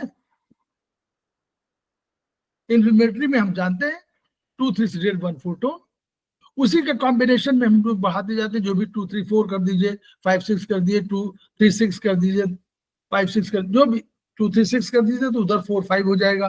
तो ऐसे हम लोग कुछ कर, जो भी करेंगे वो करेंगे, लेकिन ट्रीटमेंट का सिस्टम केवल 3 है। उन सब छोटे छोटे नाभि में छोड़ दीजिए, अदरवाइज ट्रीटमेंट का सिस्टम 3 है, या तो सर्कुलेशन या स्पाइनल। स्पाइनल क्या है हम लोग बताइए? 2 बोलिए, अरे सारे लोग सब चुप क्यों हैं? सब लोग जानते हैं 2 नर्वस सिस्टम का, बोलिए नर्वस सिस्टम का ट्रीटमेंट 2 4 5 सीडेट 3। ना ऐसे काम नहीं चलेगा, अब ये तो बेकार हो जाता है जितना हम लोग पढ़ाएं। अब यहाँ पढ़ रहे हैं तो हम वो भूल गए। 2 4 5 सीडेट 3 7 टोन बेसिक है, बहुत करना 3 6 7 कर दीजिए। ये हमारा नर्वस सिस्टम का है। सर्कुलेशन का है 4 5 सीडेट 3 6 टोन है, और हमारा उसका 2 3 सीडेट 1 4 टोन है। तीन हमारे पास केवल तीन ही ट्रीटमेंट है, उन्हीं को हम लोग घटाते बढ़ाते रहते हैं। जो एनर्जी बढ़ाना बढ़ाइए। पहले आप बताइए, जैसे कोई हो, ये सर्कुलेशन का है कि इन्फ्लेमेशन का है, किसका है बोलिए, कि नर्वस सिस्टम का है? बस ये इतना बता दीजिए। सीक्रेशन सामान्य है, क्या है सीक्रेशन? माने कोई चीज निकल बाहर रही है, मूवमेंट कर रही है, तो मूवमेंट माने क्या हुआ? सर्कुलेशन। अब इसको चाइनीज में जब कहीं ट्रांसलेट करें तो ये देखिए, सब लोग सीखिए इसको। अगर ये नहीं सीख पा रहे हैं तो फिर हम लोग सब पढ़ाना लिखाना बिल्कुल बेकार, अच्छा नहीं लग रहा है कि आप लोग 4 5 सीडेट को 4 बार सोचते रहते हैं, पता नहीं 4 5 सीडेट क्या। अरे 4 5 सीडेट माने सर्कुलेशन, सिंपल रामबाण। 2 4 5 जब बात करते हैं 2 4 5 3 7, तो इसका मतलब हम बात कर रहे हैं नर्वस सिस्टम की। और जब हम बात कर रहे हैं 2 3 1 4, तो हम बात कर रहे हैं आपके इन्फ्लेमेटरी कंडीशन की। कोई इन्फ्लेमेशन हो गया है, जलन हो रही, कोई कुछ हो रहा, तो वो हमारी को। चलिए फिर एल्वेलाई में एकत्र तरल बाहर निकला जाए, ये भी क्या है बोलिए? ये भी सर्कुलेशन है। ये भी सर्कुलेशन है। आयुर्वेद के हिसाब से आयुर्वेदिक में सर्कुलेशन है। वहां हमारे पास अलग पॉइंट, वहां मान लीजिए कोई एल्वेलाई में एकत्र तरल बाहर निकाला जाए, तो तरल कहीं कफ के रूप में हो सकता है, तो वहां हमारे पास ST40 सीडेशन है। 2 3 4 पॉइंट और है तरल को निकालने की, याद करिए। SP9। यस, 4 पॉइंट है, 4 पॉइंट याद कर लीजिए आप लोग। सर SP9 CV9 यस, और ST28 हाँ, और यूवी एक और है। यूवी हाँ, यूवी 22 और यूबी 28 जानते हैं किसका पॉइंट है? यूवी 22 बोलिए किसका पॉइंट है? अच्छा यूबी 22, हाँ हाँ, यूवी 22 बिल्कुल किसका सर। पॉइंट होगा? स्प्लिट का बैक शुड ट्रिपल वार्मर होगा। सॉरी, हाँ ट्रिपल वार्मर, सॉरी 21 है, हाँ ये ट्रिपल वार्मर, ट्रिपल वार्मर अभी ट्रिपल बैक वार्मर को कोई पढ़ाया था अभी? ट्रिपल वार्मर किसी ने पढ़ाया था? मैडम ने, आपने पढ़ाया था क्या? किसी ने पढ़ाया था अभी? सर मैंने ही पढ़ाया था। यस। और ट्रिपल वार्मर में उसमें क्या कहा गया था कि ट्रिपल वार्मर के बिना नीचे का तरल निकल नहीं सकता है। उसको हमने क्या उदाहरण दिया था, याद करिए, उदाहरण बताइए, क्या बताइए क्या? आप देखिए, उदाहरण से याद रखने का, कहानी किससे इसलिए होते हैं कि आपको याद आए कि राजा का नाम राम था और रानी का नाम सीता था।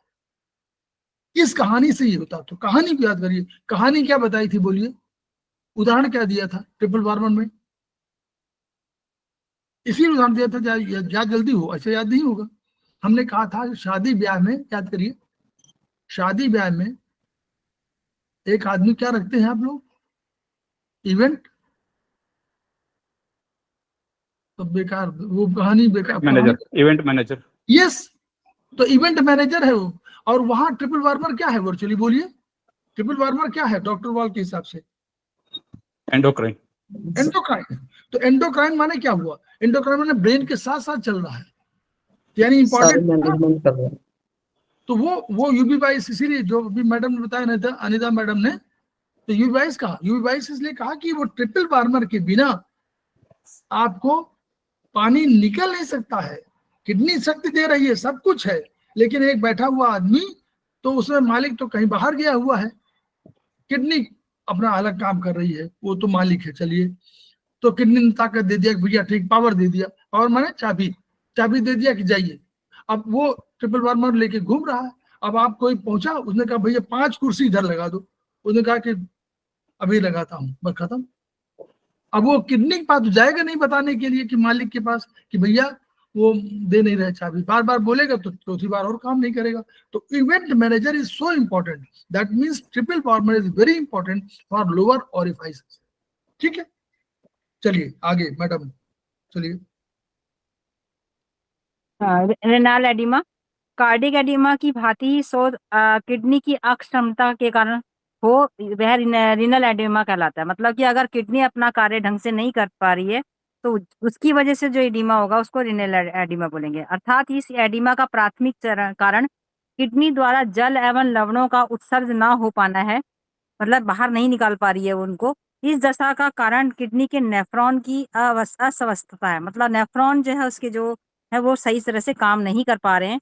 नेफ्रॉन द्वारा ग्लोमेरुलस में रक्त का फिल्ट्रेशन सामान्य से बहुत कम है। जो नेफ्रॉन में जो ग्लोमेरुलस जो होते हैं, जो फिल्ट्रेशन का काम करते हैं, वो कम कर पा रहे हैं, मतलब ढंग से नहीं कर पा रहे हैं। उदाहरण के लिए ग्लोमेरुलर नेफ्राइटिस, नेफ्रोटिक सिंड्रोम शरीर में एकत्र होता है, जल एक्स्ट्रा सेलुलर स्पेस में बढ़ता रहता है। मतलब अगर ढंग से वो उसको बाहर नहीं निकल पा रहा है तो वहां पे उस एक्स्ट्रा सेलुलर स्पेस में वो बढ़ जाएगा। अधिकांश रोगियों में यह सूजन चेहरे पर, विशेषकर निचली पलकों के नीचे प्रथम लक्षण की भांति दिखाई पड़ता है। मरीज जब सो के उठता है तो उस समय उसके परिवार का सदस्य को इसको बोलता है कि यहाँ पे आपके सूजन हो रही है। जल एवं लवण का सामान्य अधिक मात्रा में होना मरीज का रक्त दाब बढ़ा देता है। अगर वो मतलब जितना नॉर्मल कंडीशन में होना चाहिए उससे ज्यादा अगर उसमें जल और लवण निकल रहे हैं तो वो ब्लड प्रेशर को बढ़ा देंगे। अतः इस स्थिति में से किडनी को स्वस्थ करने हेतु नेफ्रॉन की फिल्ट्रेशन क्षमता वापस लानी पड़ेगी। अब यहाँ पे हमें ट्रीटमेंट जो है किडनी की नेफ्रॉन की फिल्ट्रेशन को जो है हम तो ठीक करेंगे, तभी ये समस्या हमारी ठीक होगी। मिक्सिडेमेटस एडिमा, ये इस शोध का जिक्र यहाँ इसलिए आवश्यक है क्योंकि यह सामान्य एडिमा से अलग है।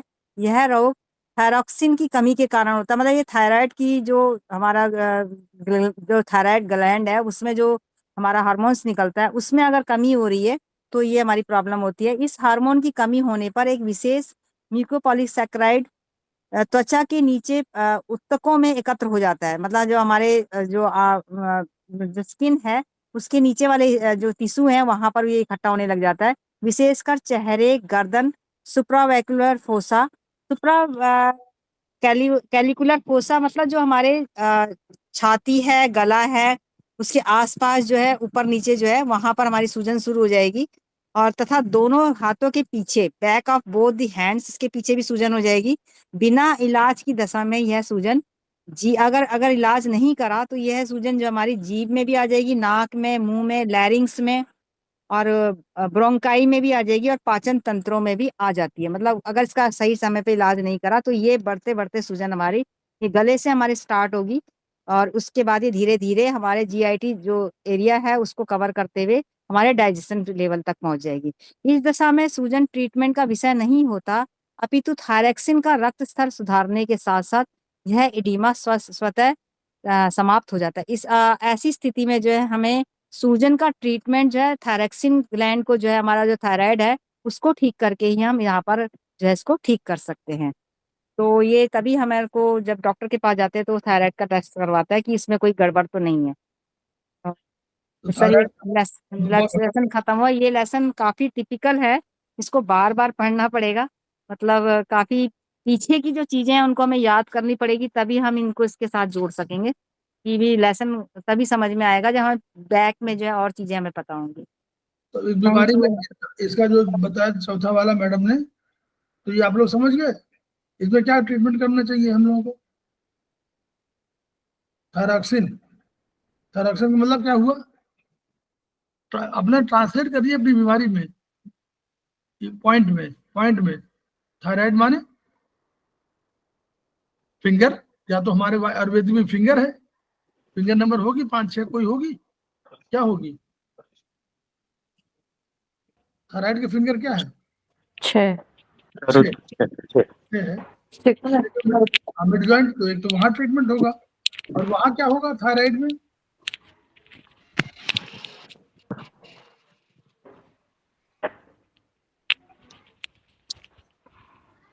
थायराइड का वहां पॉइंट होगा। और हाँ भी डॉक्टर सर्कुलेशन का पॉइंट भी लगा सकते हैं सर वहाँ पे, क्योंकि सर्कुलेशन सही नहीं हो रहा है। थायराइड का पहले फंक्शन सिंपल पॉइंट चाइनीज के पॉइंट लगाइए, बहुत सिंपल। बस चाइनीज में आपके पास कौन सा एक मेरिडियन है सर किस चीज का पूछ रहे हैं सर? TW थायराइड में सर किडनी यांग भी लगाते हैं सर। थायराइड, हाँ यस।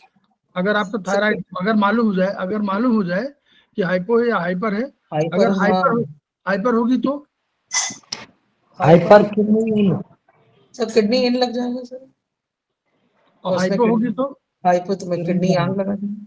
किडनी यांग। तो उल्टा समझ लीजिए, अगर हाइपर है तो किडनी इन, ये नोट कर लीजिए ताकि और याद कर लीजिए बार बार बिल्कुल तुरंत। हाइपर किडनी इन, हाइपो किडनी यांग, ठीक है। हाइपर तो एड्रेनल वाला बढ़ जाता है, तो इसलिए उसको बनाते हैं किडनी इन, और हाइपो तो यानी किडनी यांग, ठीक है। तो ये फंक्शन का। दूसरा डायबिटीज का भी पॉइंट दिखा किडनी में, पढ़िए डायबिटीज का भी होगा तो कौन सा लगाना पड़ेगा, किडनी इन। ऐसे हम लोग पढ़ेंगे। जो एक बीमारी समझ में आ गई उसको हम लोग नोट कर लिया, उसका ट्रीटमेंट हम लोगों को समझ में आना चाहिए, ऐसे हम लोग यूज करेंगे। और थायराइड के भी तमाम पॉइंट हमारे होंगे, हम यहाँ भी लगाते हैं ना, इसमें लगाते हैं ना हम लोग। थायराइड के ट्रीटमेंट में यहाँ लगाते हैं कि नहीं लगाते? यस सर लगाते हैं सर। यस, 5 से 8 6 7 8 टोन, यही तो हम करते हैं। यस सर उसमें करते हैं। तो इसलिए तो ये मतलब हमारे पास बहुत वो है, उसको तुरंत दिमाग को इधर उधर फैलाइए और वहां चले जाइए, बस खत्म। सिंपल चीजें समझिए, अधिक नहीं कठिन चीजें बाद में, पहले सिंपल चीजें। भाई आपके पॉइंट नहीं याद होंगे किडनी इन के, लेकिन मालूम था कि किडनी इन, बस हमने किताब पलटा किडनी के पॉइंट लगा दिया। किडनी यांग किताब पलटा, हमने देखा कि स्टमक हीट का याद नहीं है तो चिंता मत करिए। आप लोग क्या चिंता करते हैं मैं जानता हूं, आप लोग चिंता करते हैं कि इतने पॉइंट याद कैसे होंगे। ये सब चिंता है कि नहीं है? नीता मैडम, बबली सिंह, सबकी चिंता यही है जी? सर वो तो अभी भी है सर, वही नहीं, वो चिंता दूसरी है, सेकेंडरी चिंता। प्राइमरी चिंता आप करिए, जैसे कोई हमको बहुत पॉइंट नहीं मालूम, लेकिन मुझे अगर मान लीजिए ये मालूम हो गया मुझे कि हमको इसमें थायराइड का ट्रीटमेंट करना है, तो थायराइड का चैप्टर हमारे पास है, कौन सा? चाइनीज में, चाइनीज में कौन सा चैप्टर है? Thyroid. Thyroid means, thyroid means कोई चैप्टर, हाँ, ट्रिपल हार्मोन, ट्रिपल हार्मोन ना, वही तो चैप्टर है भाई। वो कोई एंडोक्राइन सिस्टम है ना, तो एंडोक्राइन सिस्टम में चले गए, वहां से हम लोग चेक कर लिया। आयुर्वेद में हमको जाना है, तुम्हारी उंगलियां हमारे पास है, कौन सा page number? Page number 38 of, page number 38 Bhardwaj. तो ये ऐसे याद करिए, बस इतना पहले याद है, जैसे कि आप लोग पहुंच जाते हैं लास्ट वाले पर, जो प्रोटोकॉल है। देखिए मैं बार बार कह रहा हूँ, फर्स्ट 2 अगर मालूम है तो थर्ड के लिए चिंता मत करिए। पहला, where to treat, which meridian is to be treated. अगर आपको ये मालूम है कि ये क्या बीमारी है, कहाँ ट्रीटमेंट होगा। आपने पेज नंबर 38 देखा कि भाई ये अगर थायराइड की बात है, फिंगर नंबर 6 में कहीं कह रहा है, बस हमने फिंगर 6 में, अगर फिंगर नंबर 6 में आपने मेथी लपेट दिया पित्त ज्वाइंट में, तो पहला काम तो आपका हो गया कि थायराइड को आपने ठीक कर लिया। यहाँ आपको मालूम हुआ कि हम लोगों ने वहां भी देखा हुआ है कि चक्रा के बेसिस पर कि 5 होता है एनर्जी, तो 5 को हमने क्या किया, सिडेट कर दिया, और कहा 6 को टोन, 6 7 कौन टोन करते हैं, कोई बता सकता है? मैडम अनिता मैडम बोलिए। सर विशुद्धि है 6 तो इसलिए कि उसकी अपने को वो बढ़ानी है, ट्रीटमेंट को वो ज्यादा स्ट्रॉन्ग करने के लिए बढ़ाना है, तो सर 6 तो विशुद्धि चक्र है, 6 नंबर विशुद्धि चक्र ना, विशुद्ध चक्र नहीं, मेरा समय और दिशा को टोन कर रहे हैं सर। 6 तो सर काल का है ना सर, काल को अपन, हाँ नहीं, हम ठीक है, हम 6 को, हम 5 6 याद की, 5 6 किसका है बोलिए? 5 पृथ्वी, कफ का ही है सर। 5 पृथ्वी हो गया, 6 काल और 7 दिशा। ना इसमें एंडोक्राइन में अच्छा, 5 है, 5 हम बोलिए 5 पैराथायराइड है, पैराथायराइड। 5 को हमने कहा पैराथायराइड, और थायराइड मिला हुआ है, इसलिए हमने 5 को सिलेक्ट कर दिया कि भाई 5 के कहीं ऊपर से दबाव कुछ हो रहा हो, कोई प्रॉब्लम हो रही हो, तो 5 सिलेक्ट हो गया। 6 हमने क्या, 6 क्या है?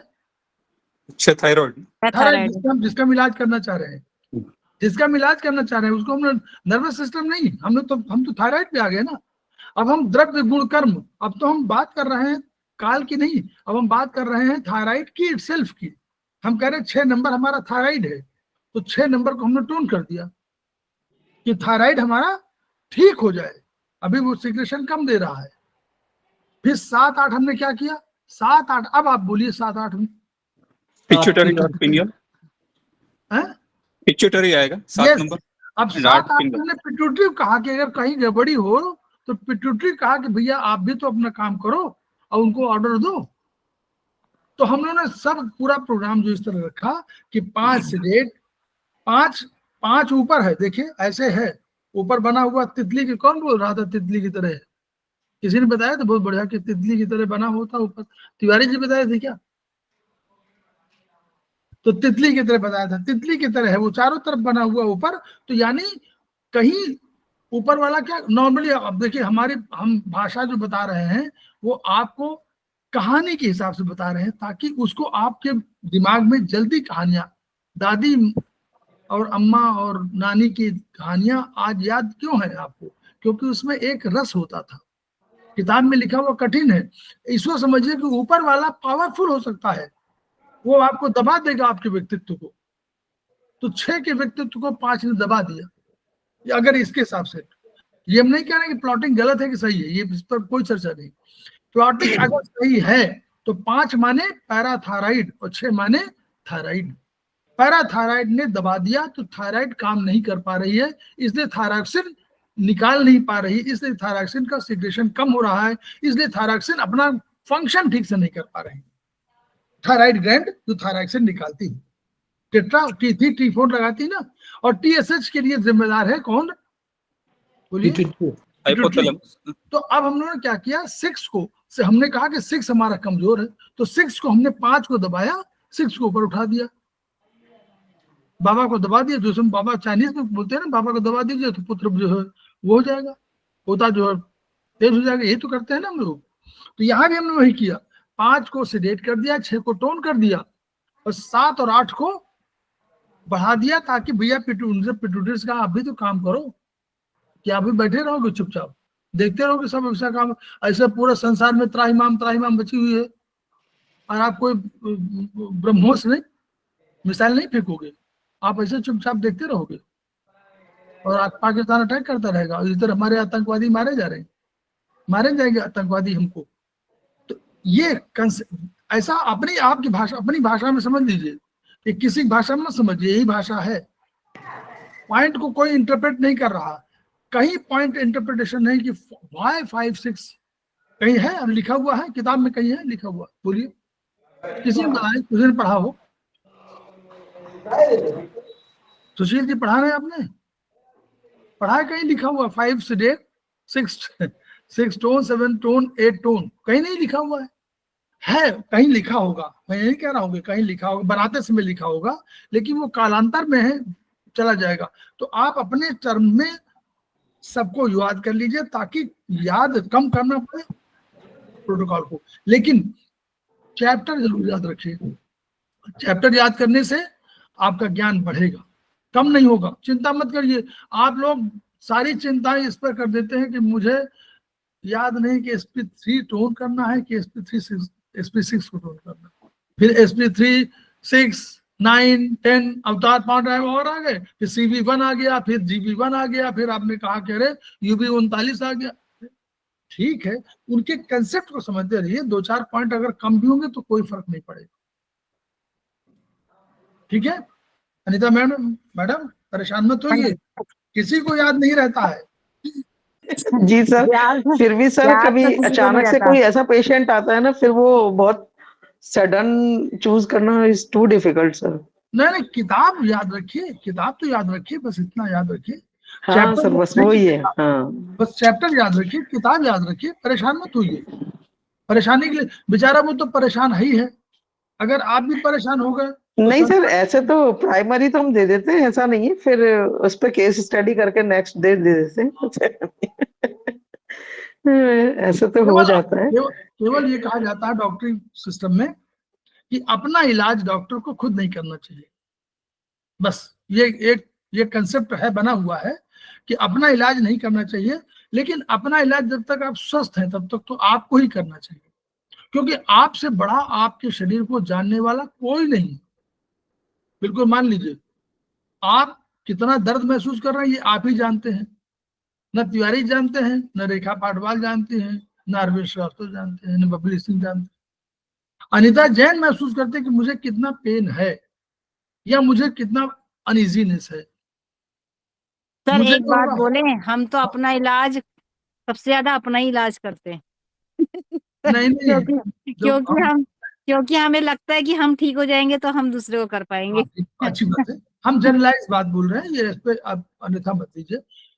हम भी अपने पे ट्रीटमेंट करते रहते हैं, और हमको रात में मान लीजिए हमने कोई पॉइंट लगा लिया, एग्जाम्पल दे रहा हूँ आपको, रात में पॉइंट लगा लिया, मान लीजिए हमने हार्ट का कोई पॉइंट लगा लिया, एग्जाम्पल दे रहा हूँ आपको। अब रात में लगता है कि अनइजीनेस बढ़ी हुई है और नींद आपको टूट रही है या कुछ हो रहा है, ये कोई कारण है, तो आंख सोते हुए ही, आंख बंद किए हुए ही ये देखते हैं कि बाएं दाएं कहाँ पर ये हार्ट वाले पॉइंट पर मान लीजिए है, तो ये हार्ट वाले पॉइंट पर कोई पॉइंट लगा हुआ है जो प्रभावित कर रहा हो, तो फिर वो याद आता है कि ये लगा हुआ, मैंने पेरिकार्डियम मान लीजिए लगा हुआ, एग्जाम्पल दे रहा हूँ, पेरिकार्डियम को लगा हुआ, अब लगता है पेरिकार्डियम प्रभावित कर रहा होगा, तो पेरिकार्डियम को पॉइंट निकाल देते हैं। अब मान लीजिए आपने लगा हुआ कि वो हम लोग लगाते नहीं, चांगमो रेनमो वाला LU7K6 मान लीजिए सब लगा लिया, LU7K6 लगा लिया, उधर SP4 लगा लिया, उधर पेरिकार्डियम का लगा दिया। P6 अब वो समझ में आता है कि नहीं, कोई एनर्जी है जो डबल हो रही है। अब उसमें तुरंत याद आता है कि अरे राइट वाला पहले निकालना चाहिए, फिर लेफ्ट वाला निकालना चाहिए, तो पहले राइट वाले दोनों निकाल देते हैं कि भाई। और ये आप बिल्कुल मानिए कि 10 बार ऐसा हुआ है कि वो पॉइंट निकला है और 5-7 मिनट बाद यू आर रिलैक्स्ड। तो ये जो जैसे जैसे आप उसमें समझते जाएंगे, ब्रेन आपको, देखिए मैं बात अनिता जैन मैडम बोलता हूं ना कि ब्रेन आपको सीखने के लिए विवश करता है। जी जी सर। ब्रेन को आप सिखाते भी हैं। ब्रेन बच्चा है आपका, लेकिन ब्रेन बड़ा भी है, दोनों है। ब्रेन को जितना सिखाएंगे कि ये देखो ये दवा है, ये देखो प्रोटोकॉल है, वो उतना सीखता रहेगा। तो इसलिए चिंता मत करिए कभी आप लोग। हम लोग सारी चिंता इस पे करते हैं कि उन्होंने तो पॉइंट लगा दिया, उन्होंने पॉइंट बता दिया, हम तो समझ ही नहीं पा रहे। अरे ये कोई चिंता नहीं है, ज्ञान अलग चीज है, इम्प्लीमेंटेशन तो हम लोग कर ही लेंगे। किताब ये रखी हुई है, अगर ये मालूम हो तो एडिमा के इतने 50 पॉइंट है इस किताब में। एडिमा की इन्होंने बता दिया, बहुत बढ़िया पॉइंट है। आपको एडिमा, आपके पास एडिमा है, चैप्टर पर जाने रहेगी तो एडिमा है, इसमें ये लिखा था, अब उसमें पढ़ लीजिए कि एलोपैथ ये कहता है, अब इसमें पढ़ लीजिए कि चाइनीज ये कहता है। बस जो पॉइंट आपको लगाना हो चाइनीज का लगाना, चाइनीज का लगाइए। आपको जनरल नॉलेज के हिसाब से बहुत से आ गया है। ऐसा मत कहिए मैं कि हमको नहीं आता है। अगर आपने नहीं आता होता तो कैसे कह देते फिंगर नंबर 6 में जरा किसी सामान्य आदमी से पूछ के देखिए, क्या वो थायराइड बोलेगा? बोलेगा कि फिंगर नंबर 6 में थायराइड सिंह, पहले फिंगर नंबर 6 क्यों कहेगा? बड़ी मुश्किल से उसको रिंग फिंगर समझने में मदद मिलेगी। आप रिंग फिंगर कह के देखिए तो ढूंढने लगे कि रिंग फिंगर कौन। बोलिए, होता है कि नहीं? हम तो यस सर, ये तो होता है सर। उन्हें फिंगर नंबर 6 क्या पता? नहीं, फिंगर इंडेक्स फिंगर नहीं पता, आप तो छोड़िए। यही राइट सर, रिंग फिंगर नहीं पता, बिल्कुल सर, सही कह रहा हूँ। वो नहीं जानता है। और तो हम लोग समझ रहे हैं फिंगर नंबर 6, तो ज्ञान तो है, बढ़ रहा है, चिंता मत करिए। तो हम लोग खेमका सर के सपनों को पूरा करने के लिए खुद पढ़ेंगे, पढ़ने के साथ उनको इंटरप्रेट करेंगे, अपने दोस्तों से, अपने जानने वालों से उसको शेयर करेंगे, अपने ज्ञान को बढ़ाएंगे। किस तरह? Each one reach one, each one treat one, each one teach one. इन्हीं शब्दों के साथ 2 मिनट आते हैं। तिवारी जी आ गए हैं।